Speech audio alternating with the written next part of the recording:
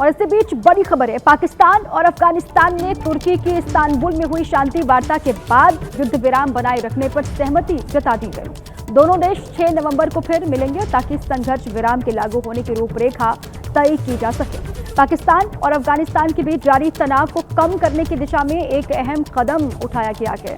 Istanbul में हुई शांति वार्ता के बाद दोनों देशों ने युद्ध विराम बनाए रखने पर सहमति जताई है और तुर्की के विदेश मंत्रालय ने इस समझौते की घोषणा की और कहा कि बातचीत में कतर और तुर्की ने मध्यस्थ की भूमिका निभाई।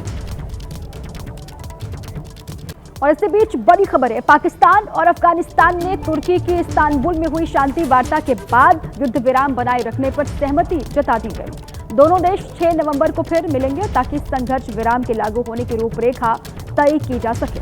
पाकिस्तान और अफगानिस्तान के बीच जारी तनाव को कम करने की दिशा में एक अहम कदम उठाया गया है। इस्तांबुल में हुई शांति वार्ता के बाद दोनों देशों ने युद्ध विराम बनाए रखने पर सहमति जताई है और तुर्की के विदेश मंत्रालय ने इस समझौते की घोषणा की और कहा कि बातचीत में कतर और तुर्की ने मध्यस्थ की भूमिका निभाई। और इसके बीच बड़ी खबर है, पाकिस्तान और अफगानिस्तान ने तुर्की की इस्तांबुल में हुई शांति वार्ता के बाद युद्ध विराम बनाए रखने पर सहमति जता दी गई। दोनों देश 6 नवंबर को फिर मिलेंगे ताकि संघर्ष विराम के लागू होने की रूपरेखा तय की जा सके। पाकिस्तान और अफगानिस्तान के बीच जारी तनाव को कम करने की दिशा में एक अहम कदम उठाया गया है।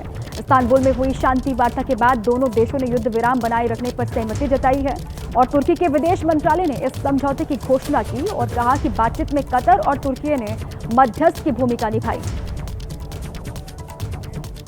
और इसके बीच बड़ी खबर है, पाकिस्तान और अफगानिस्तान ने तुर्की की इस्तांबुल में हुई शांति वार्ता के बाद युद्ध विराम बनाए रखने पर सहमति जता दी गई। दोनों देश 6 नवंबर को फिर मिलेंगे ताकि संघर्ष विराम के लागू होने की रूपरेखा तय की जा सके। पाकिस्तान और अफगानिस्तान के बीच जारी तनाव को कम करने की दिशा में एक अहम कदम उठाया गया है।